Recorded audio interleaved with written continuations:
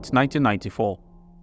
Paul Kagame has just become the leader of post-genocide Rwanda after the country was engulfed in one of the most horrific genocides in history. Over 800,000 people, primarily Tutsis and moderate Hutus, were brutally killed in just 100 days. The country's infrastructure has been destroyed, its economy crippled, and its social fabric torn apart. With a life expectancy of just 21.9 years, Rwanda was a failed state by every conceivable definition. The challenges were immense. They had to rebuild a shattered nation, foster unity among deeply divided communities, and kickstart an economy that had come to a grinding halt. They were a beggar nation, grasping for survival by begging for financial aid to fix the damage from civil war.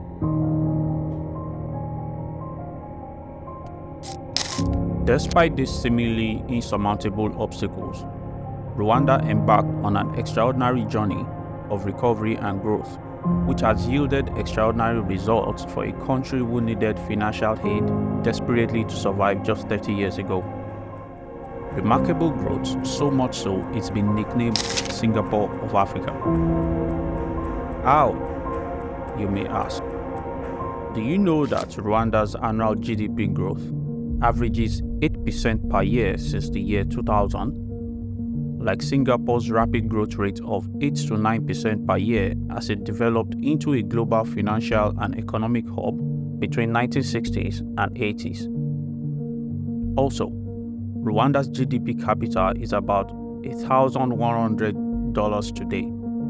Poverty rate has fallen from 60.3% to less than 30%. What of infrastructure? Access to electricity, good roads, and telecommunications are continually on the increase.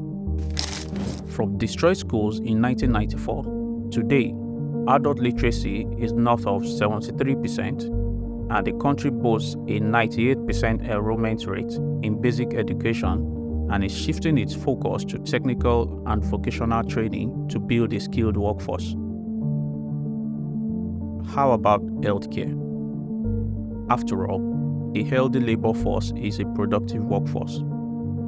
Efforts in this sector have significantly increased life expectancy from 47.2 years in 2000 to 70 years today, directly or indirectly as a result of national health insurance coverage for 90% of the population.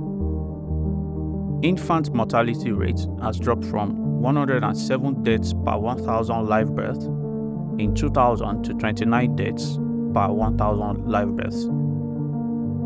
With a healthy workforce in place and a business-friendly environment, the country ranked as high as 29th globally in 2019 on the World Bank's Ease of Doing Business Index, ahead of many advanced economies such as Netherlands, Switzerland, Japan, France, Spain, Italy, and Belgium, resulting in total foreign direct investments of $3.3 billion from the $8 million it used to be in year 2000. Several other initiatives such as Visit Rwanda Tourism Initiative and Kigali Innovation City aimed at development of the country's technology sector are signs of determination and visionary leadership that has refused to succumb to the fate their landlocked geography has dished out. After all, it doesn't take access to the ocean to trade technology and tourism. So, how did it get here? How did Rwanda, a nation once synonymous with tragedy, rise from the ashes to become a beacon of progress in Africa? A country once devastated by genocide, now being compared to the prosperous city-state of Singapore, not in advancement and prosperity yet, but in the trajectory and strides they are making. I would say the singular contributing factor that has driven Rwanda's development this far is leadership, Lee Kuan Yew style. Despite the historical and economical context and the difference in image portrayed by the media bordering around human rights and civil liberties, it's difficult to ignore the similarities Kagame shares with Lee Kuan Yew. Here are 5 viewpoints. 1. authoritarian leadership with a vision for development. Lee Kuan Yew ruled Singapore with a firm hand from 1959 to 1990, implementing policies that prioritized economic development and political stability. He is credited with transforming Singapore from a third world country to first world. Kagame has led Rwanda since the end of genocide in 1994, focusing on stability, economic growth, and development. He has been a central figure in Rwanda's Vision 2020 plan, aiming to transform the country into a middle-income nation.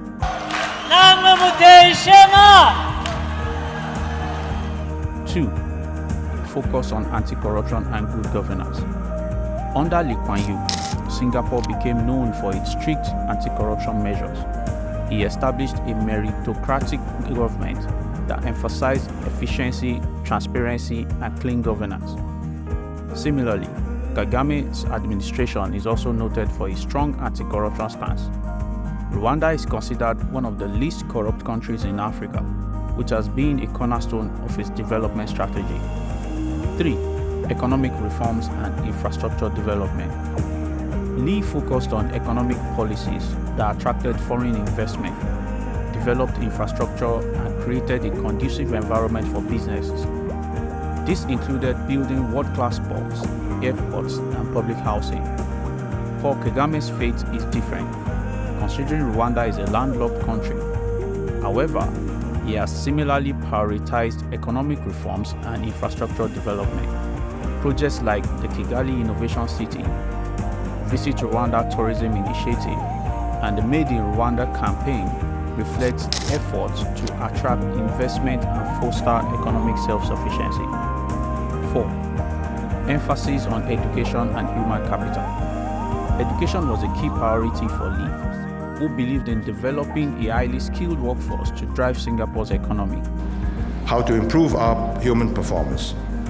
The first thing you do is to raise the quality of your people. Significant investments were made in the education sector.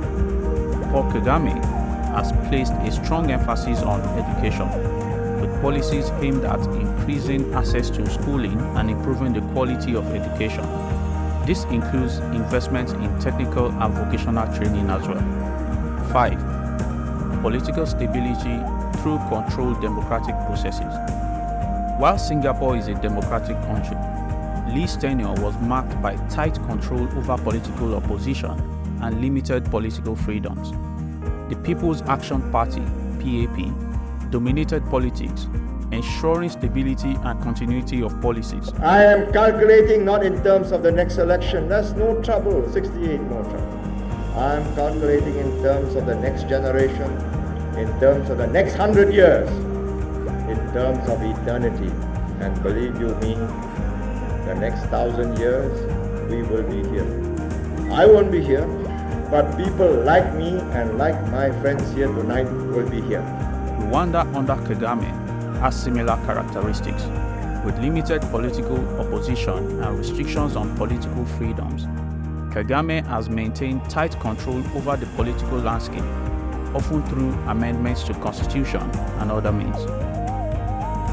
In my opinion, I think it's obvious that Rwanda's journey from a nation devastated by genocide to an emerging economic powerhouse is nothing short of miraculous, and his story mirrors that of Singapore in many ways. Strong leadership, strategic planning, and a relentless focus on development have been key to its success. And just like Lee Kuan Yew, Paul Kagame is leading their charge towards its prosperous future.